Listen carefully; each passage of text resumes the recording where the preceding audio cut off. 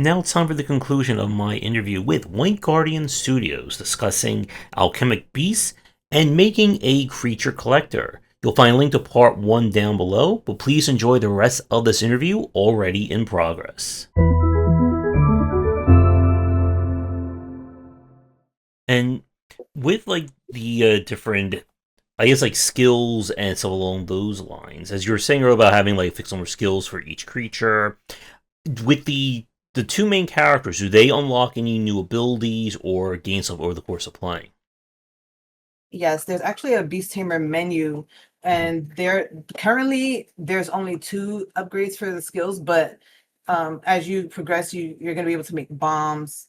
You're gonna be able to make potions for Mione, bombs for Zeke, and these are gonna be craftable. So you're gonna have to, get the parts, the Ingredients. ingredients. Um, and craft them, and then you'll be able to use those bombs or potions in battle to help the beast. Then there's also others, because I know a lot of people have said they don't want to discipline their beast. Yeah. And so that's, there's going to be people who are going to let their beasts just roam free and not be checked, And lose obedience. and lose obedience. They're just, and that's fine. So that would be a skill that they would want to take out of their loadout. And that's where the Beast Tamer menu comes in, Right. the skill tree for the tamer. And you can choose between what is it? Beast stuff, tamer stuff, beast stuff, crafting, and emotes. Like it depends on what you care about most in the game. Mhm. So if you care about bonding your beasts and making them be friends or whatever, then you'll go to the social emote section, or the social section, and you'll be able to upgrade things from there. Like maybe you want your disciplining to work better, Right. or longer, or maybe have a permanent effect instead of it just being temporary.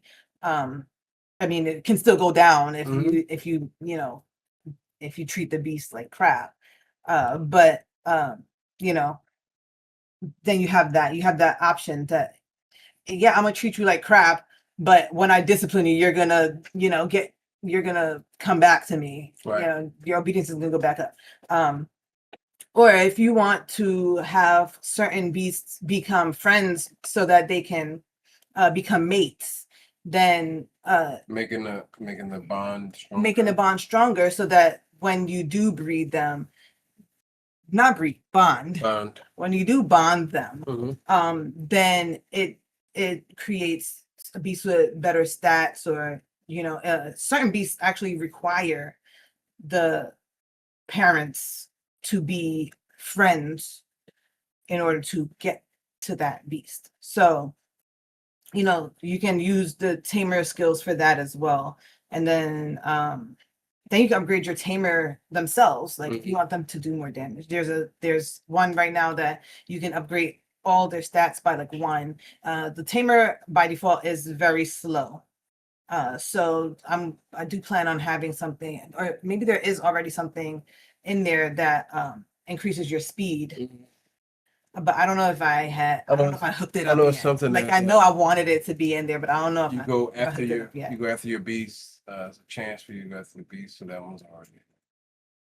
Yes. Mhm. And then there's probably also going to be another section for building, because that is also going to be involve your beasts, because how we want to do it, the beasts are going to be doing the building. So you're going to have some beasts in your storage, and whoever's in your storage, they can stay home and build the town up, to build up the buildings and stuff like that. And while you're gone, they'll be actually the ones that you have working together will also be bonding and becoming friends, and you won't know until you go back and check on them, how they're getting along. So I think that's also going to be fun to discover when like they're working together, and then you go into their log, because right now it's a log, it's just text, it's just a lot of text. So it's more for readers, like so you're gonna go into the text, and then you're gonna see, oh, um they became friends while they was building, Sam's house or something like that. It's all figured out. It's all functioning. It just needs lots of testing, and before we can actually put it out into the demo and into the world. And I'm glad you mentioned the building system, because that was going to be my next question. Because I didn't get a chance. Is building in the demo currently, or no? No. Okay. It's not currently the demo, but we are working on it. Yeah, a lot of the function's there. Yes. Like you can put down a gate, a fence, and you put a marker for your beast to sort of roam in your fence. And then you can also choose what beasts are going to be in that fence, bonding together and all that stuff. Right. You can put down little decorative items everywhere. You can put down the is it the plots for the planting? The plots. I don't think the plots are. The farming The stuff is the not. planting The farming is stuff is not, and yet planting is in. Planting is functional, but the plots for the planting. Actually, the plots are in, but they're in these. Yeah. So they're not on your land, and so and then you can also tear down plots so that you can build there as well, but that comes later. And for people listening to us, in terms of I guess how advanced the building will get, where do you see going in terms of what the player will be able to do in the full game or with the full system? Okay, that's where we took the secret base type thing that we're trying to do. So what we want to do is to be able to have the player sort of decorate places for the people that you find all throughout the game when they come here. We want to give them decorate their houses, and you can decorate your base, and then you can put down houses for the people, and then you can decorate that. It's kind of something similar to Dragon Quest Builders. I don't know if you've played that, but people will ask for things, and then you can go and you can do it or not. So we want it to be as free as possible, because we know some people don't want, or some people don't like cozy mechanics or aspects. But if they do want to get hardcore into it, then that's there for them. You just have to do it the one time, and then that's it. Similar to Dragon Quest Builders, where they tell you build this town, do it this way, and then once the quest is done, then you can tear it down and do whatever you want with it. And so the way I wanted to do it was each dimension has a place you can build for people, like the beasts and the people. Do you have to for it to be functional? Do I have to do what? Do you have to put people there for it to be functional? Well, your beast can be there. You can put people there too. I want you to be able to put a lot of people down, like everybody that you find. And then the other thing with that, we want to also, we have this system down actually, where you can put an NPC into a home and you can give him the type of beast that you want them to use. And let's say you had that where I can come to your world and I can set up, and you set up the AI for the beast as well. Yeah, you can set up the AI. So I can come and I can fight your beast. The kids were having a blast with that. They were going into each other's world, and basically they were making their loadout. Right. Their beast setup. You can have a person there who will fight other people on your behalf. And that's online stuff. It's not directly online where you're not directly fighting against somebody else, but you are sort of fighting against the thing that they set up, a challenge they set up. Yeah. And you can go see their base too. Right. So we want to have a lot of picture taking situations, so people can share what they create when they create these things. And trying to think, there's any other design-related questions I have. I guess for either of you, anything else regarding creature designs or anything other systems that we haven't touched on? I think did we talk about the body part system?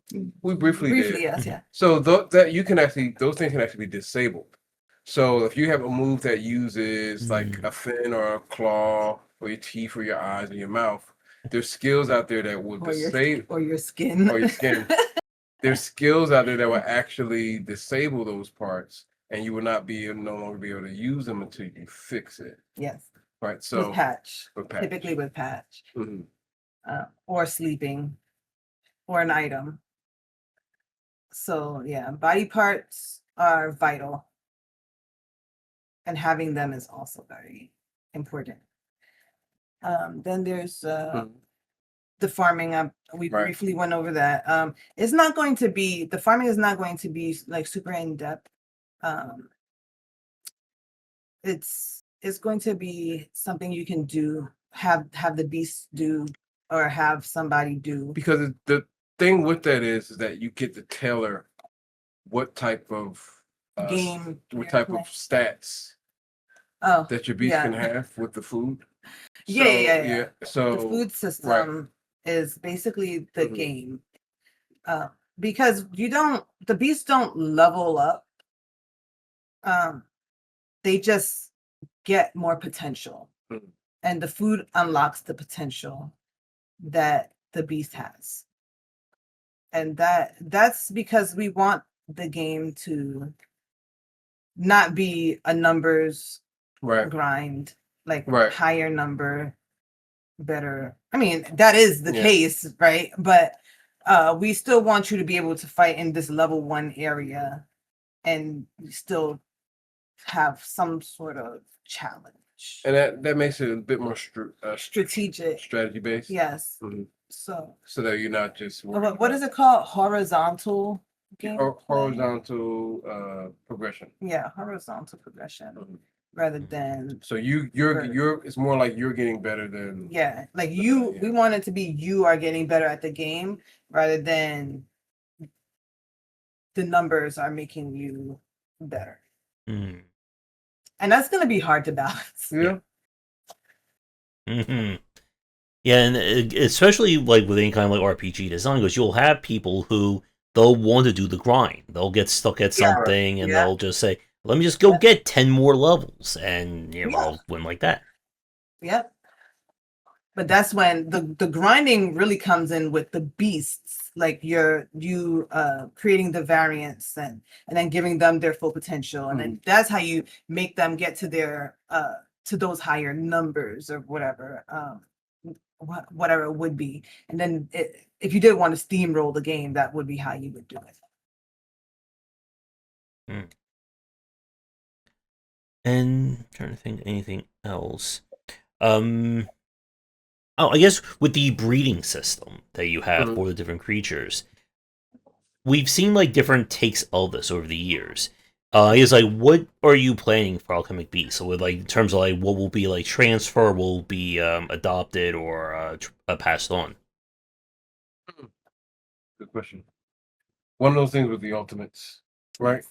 So even if you had like if you evolve, then you get that beast's ultimate or one of their ultimates. But if you're doing just a variant, then you'll take one of the parents' ultimates. And it might look weird because we're not going to do an animation for each variant of the thing. So they're taking the parents' ultimate. Then they're going to inherit skills from the parents, and then maybe they'll get a rare skill, but it'll happen really. And then their basic action is, and I think that's inherited. It's inherited, and take it from either one of the parents. Yes, one of the parents. But it can rarely be something new. Or if the new beast doesn't have a body part that the parent had, then it would just choose something completely else instead of choosing that move that only worked for the parent. And then they'll also inherit stats. And then they will also inherit personality sometimes. They will inherit that? Sometimes. but not all the time. Like it would be rare for them to inherit the personality. But I think Luke actually got one that inherited personality. I think it was mischievous, and he really wanted that. He was save scumming hard for that evolution because it had 11 crit rate.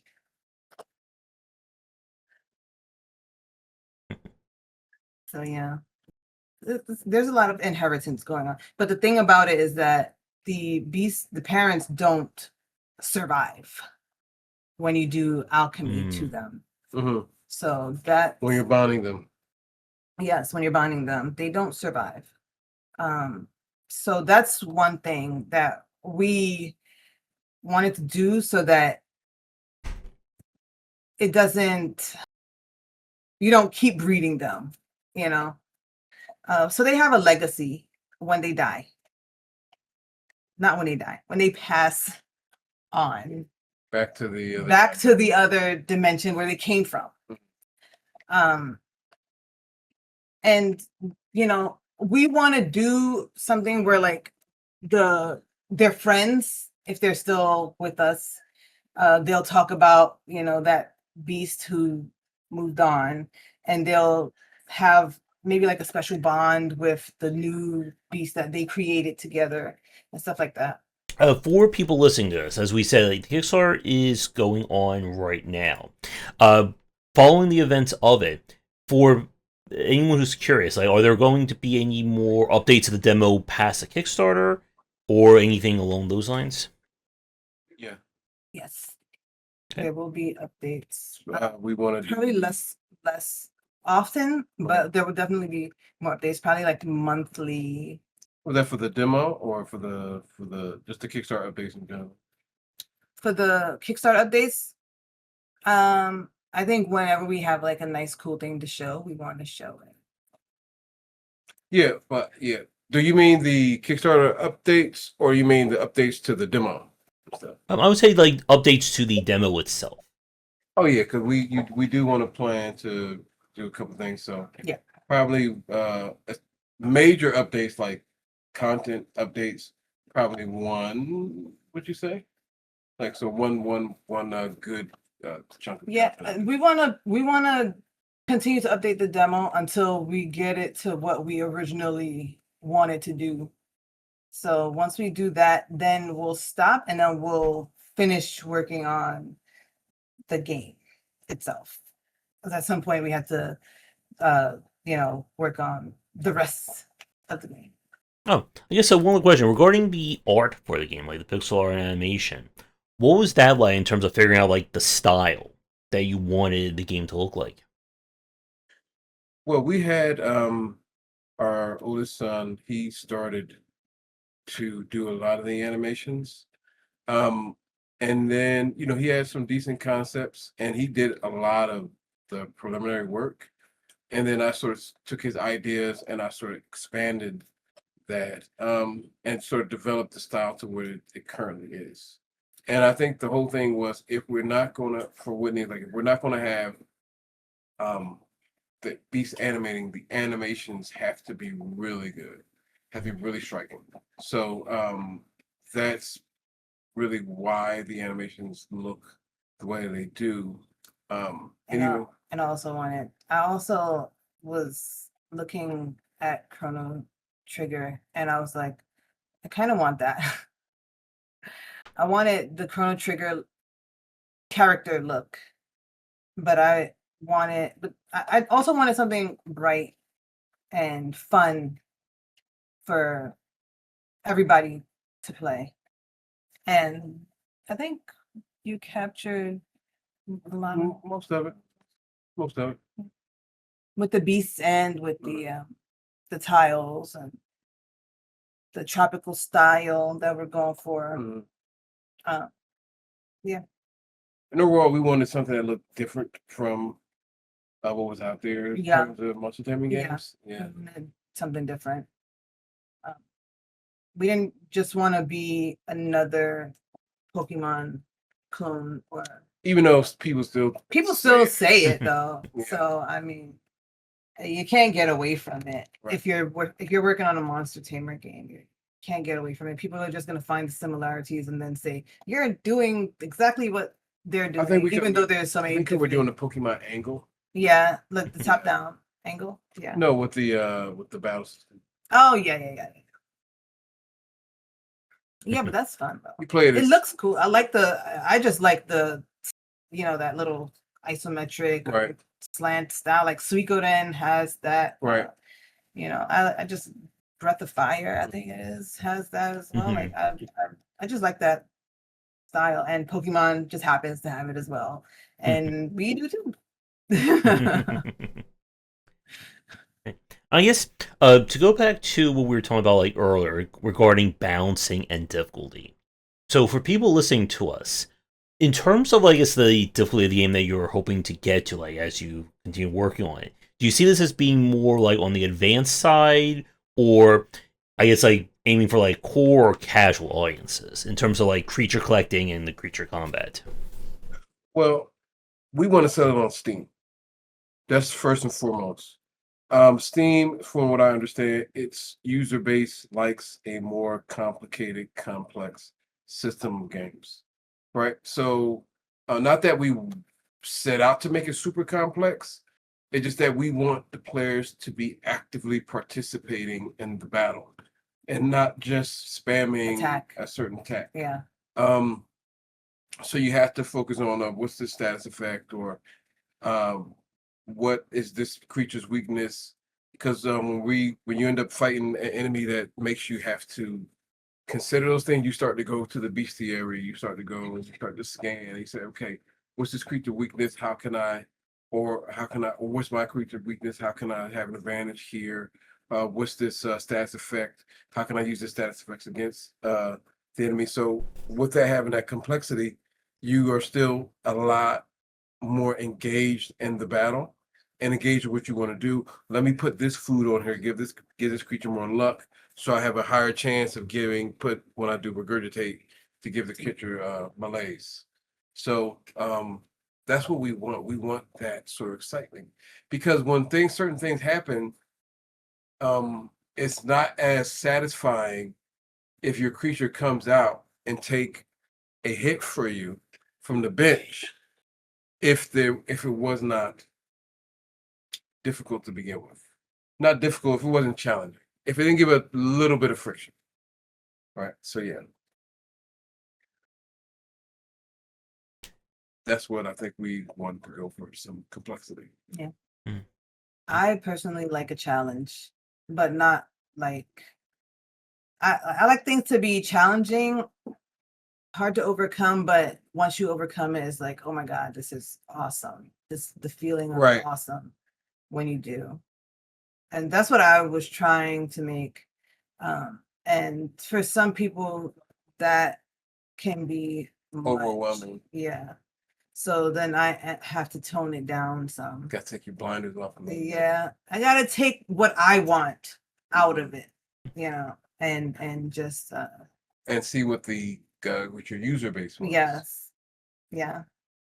And with a lot of the creature characters that we've seen there, we've played quite a few of the more challenging takes over the last few years. And I think going back to, as we were talking about earlier in terms of the audience, it's very hard to walk that line, because there are people who, one series that I played, I think it was called Ceruleum, SIR, I forget the rest of it.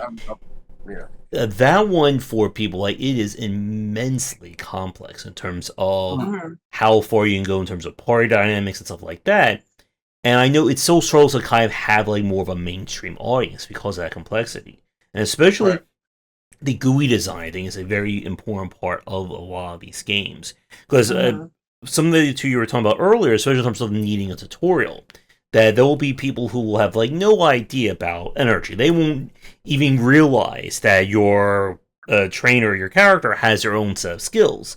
And then they'll, of course, wonder why, every other attack phase, my character just like one basic hit and that's it. Like, they'll never look at those menus for the additional abilities.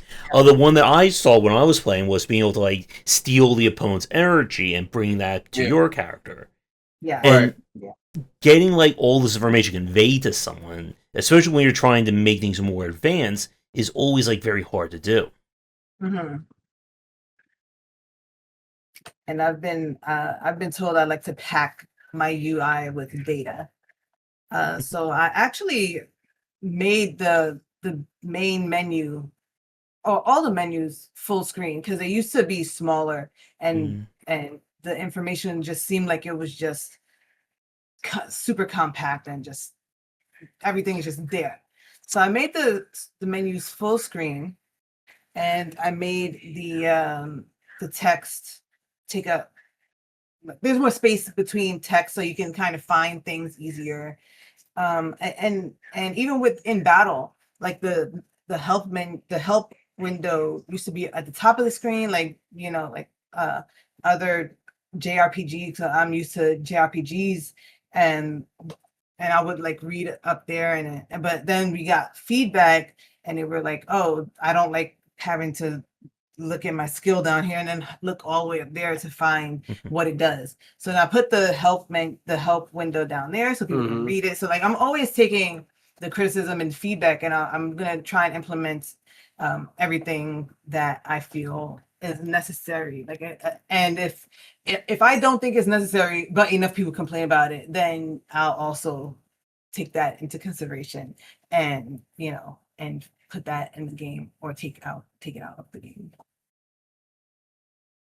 Right. So I guess with that, anything else in terms of the design or any other topics before we kind of wrap things up for our chat? I think we kind of went over like the beats design, We talk about the music, but yeah. I'm doing music, and somebody already said it was whack, but I'm gonna try to improve it. I've been jamming to it, so The music in game. In game. Yeah, I've been jamming to it. I like it. I like it too, and nobody else has said anything just one bad about the music. that But the game, one guy, right? it's always the one thing that you hear and it translates into your brain and you're like, oh my God, my music is so trash. But yeah, so what I was going for was like something tropical, like the style of the music is supposed to be tropical, but also like farm, like, but then with the battle, I wanted something frantic. And I think I went to F-Zero for my inspiration there. And so far, there's only 2, 3 songs, 4, 5 songs in the demo. I didn't do all of them. Some of them, Mioni's theme, the one that plays in the lab, that came from Mark, and that's actually a Demon's Revenge song. So that's one of our older songs, but it is her theme. So I didn't do that one. But yeah, as going forward, I'll be doing all the rest of the music, hopefully. Unless enough people say it's whack, then I will have to pass that on to somebody else. And yeah, that's it. I think we've talked about almost, if not every aspect now of the game. We talked about the design, the art, music, features. Am I missing? Oh, I guess like one thing from like a story perspective. I know I was looking at the store page in the Kickstarter, and you mentioned that Alchemic Beasts takes place in the kind of same world or same universe as your other game. Do you see like would there be any I guess like cross elements between the two or anything? Yes. Right. Yes. Like for a lot of the items and the alchemy things are like things that just exist throughout the universe, like Lohau leaves. Yes. Those are like our healing herbs, always been. Plan on having some guest characters from other games because everything is connected, and this is Demon's Revenge also takes place on this planet, and this game actually takes place is like 3 years before Demon's Revenge. So on a timeline, everything has its place on the timeline, and some things happen together like during each other, and some things happen one after the other. And there's also like the save point. Yeah, That's consistent between Demon Revenge as well. And there will be some characters that we have throughout our universe that also appear in the game. Guest characters, from other games. Yeah. From other of our games. I guess one other creature-related question just popped into my mind. Are there any plans of having, I guess, I know, again, like, go back to the Pokemon comparison, like, of course, Pokemon has, like, legendary creatures. Do you see, like, having, like, higher quality or, like, those super rare characters in a game like this? Yeah, those are celestial beings. Okay. Yeah. Yeah, so right now there's 5. There's fire, water, air, nature, and void, right? And then there's going to be celestial as well. Right. And those beasts are all on their own. They have their own way of evolving, which is different from the other beasts. And those are the legendary beasts of the game. None are in the demo yet. Well, No. Shelodon kind of is one, but we don't see that. Yeah. He can be looked at as a water beast, really. Yeah. Kind of. He can be looked at as a water beast, yeah. And like I asked, do the two of you have any like favorite creatures or like do you have any favorites so far? I absolutely do. I have, in fact, quite a few favorites, but if I was going to say, yeah, because I'm thinking about the entire. Okay, in the demo, let's limit it because if we think about all of the creatures that we have, that's like a whole different thing.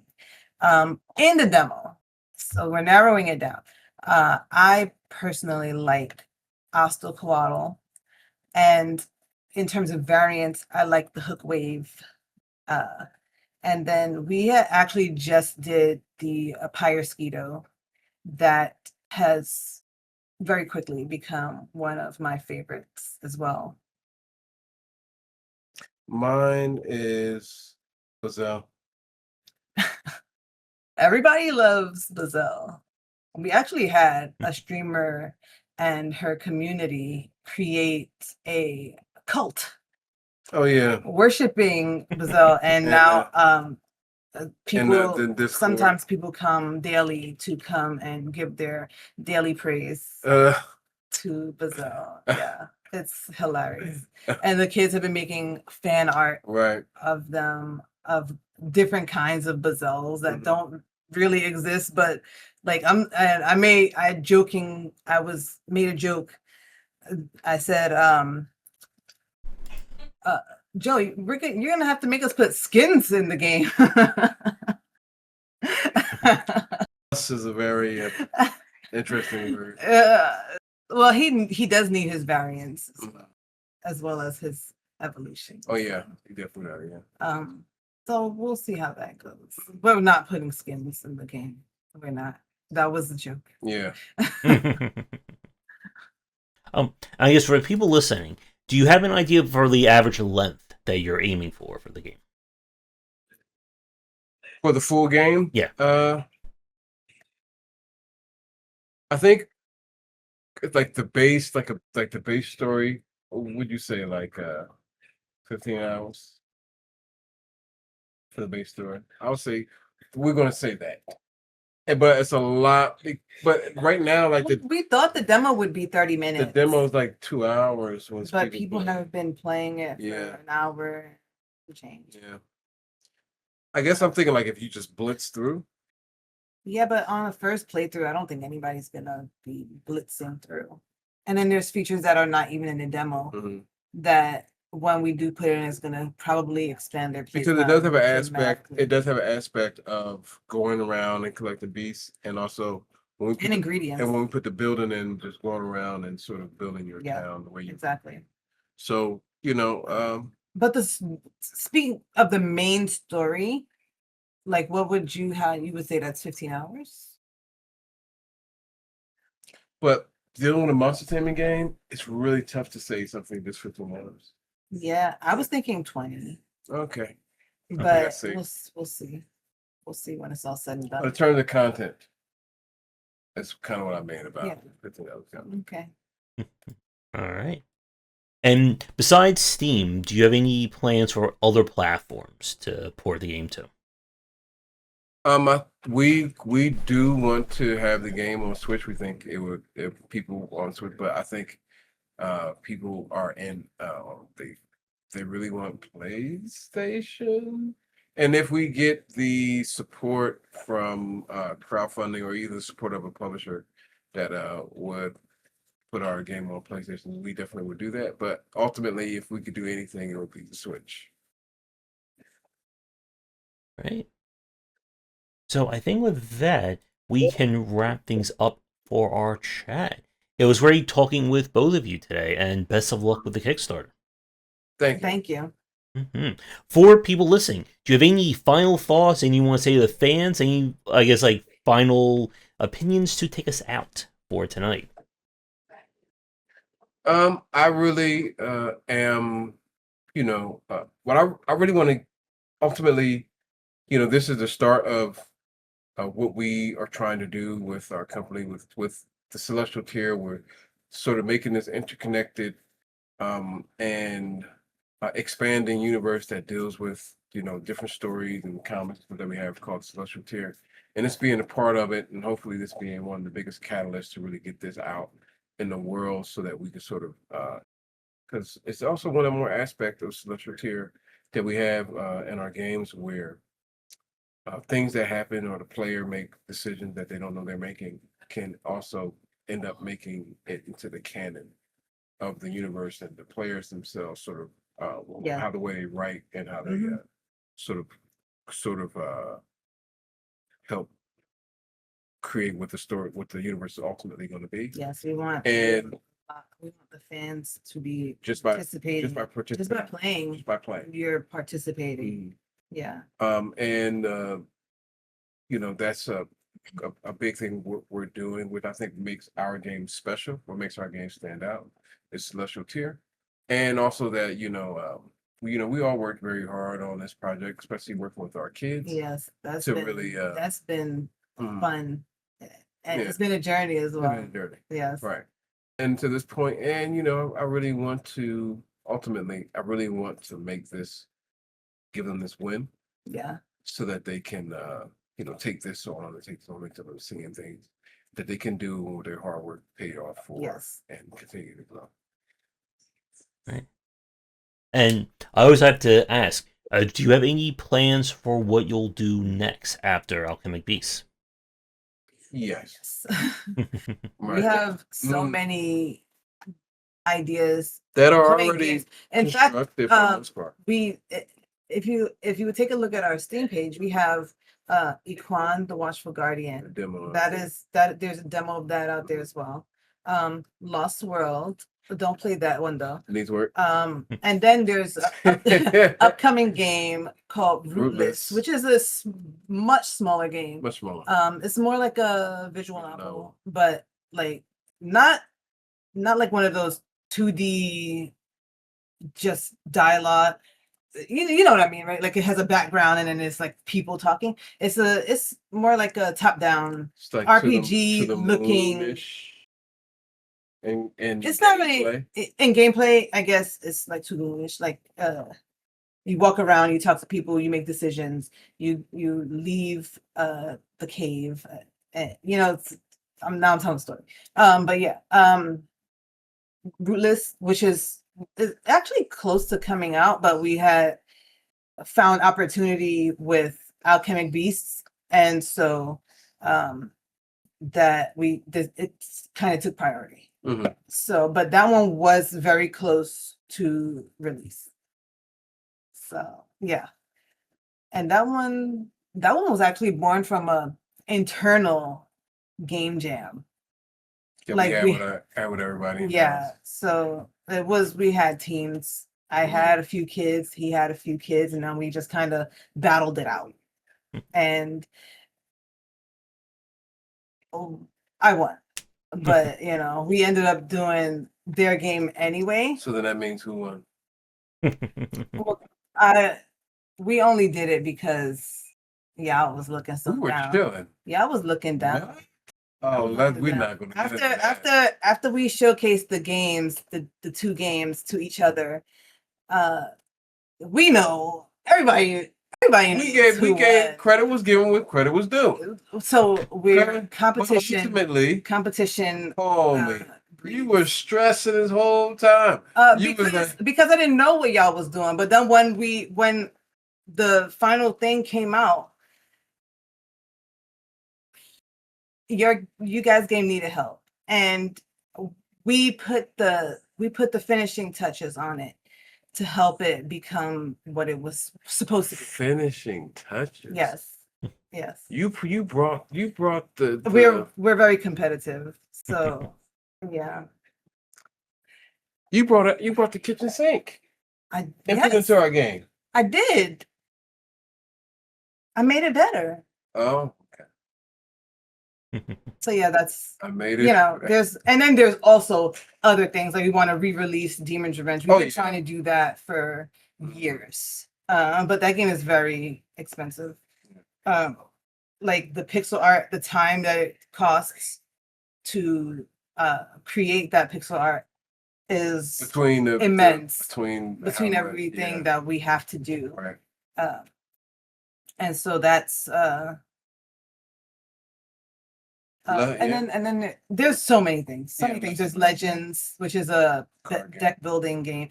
It's really just what do we want to work on next? Yeah, and those are prototypes that we sort of built over time. That we're like, okay, we can come back to these. Yeah. Once we have something that can sort of help us move the needle in terms of funding.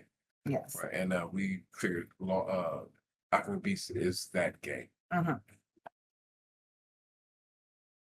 right. So I think with that, we will wrap things up. Terrell and Winnie, thank you so much for coming on. Again, best of luck with the Kickstarter and whatever other projects you'll decide to work on next. Thank you. And for people listening to us, do you have any social media you would like to promote where people can find you? Right now on Blue Sky and Twitter, we are Alchemic Beasts. And our website, celestialtier.com, has our world building stuff. So you sort of get a glimpse of what the Celestial Tier is all about. And And we're also on YouTube as Celestial as Alchemic Beasts. Right now we're Alchemic Beasts. Right now we're Alchemic Beasts. But there are others. Right.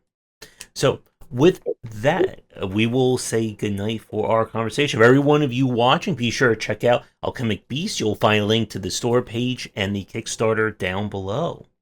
And as I said at the start, if you are a developer working on a game or like to come on chat about game dev, we're always looking for guests. So be sure to get in touch. For those of you listening to this on YouTube, do the YouTubing stuff, check out the Discord, Patreon, buy all the copies of the books I have available. And once again, for both of you, thank you so much for coming on. And like to come back on when you're talking about any of your other projects, feel free to reach back out. All right. Thank you. Thank you. All right. So once again, thank you for listening. Be sure to come back for daily discussions on game design here and on game wisdom, where you see the art and science of games. Until our next chat, have a great rest of your night.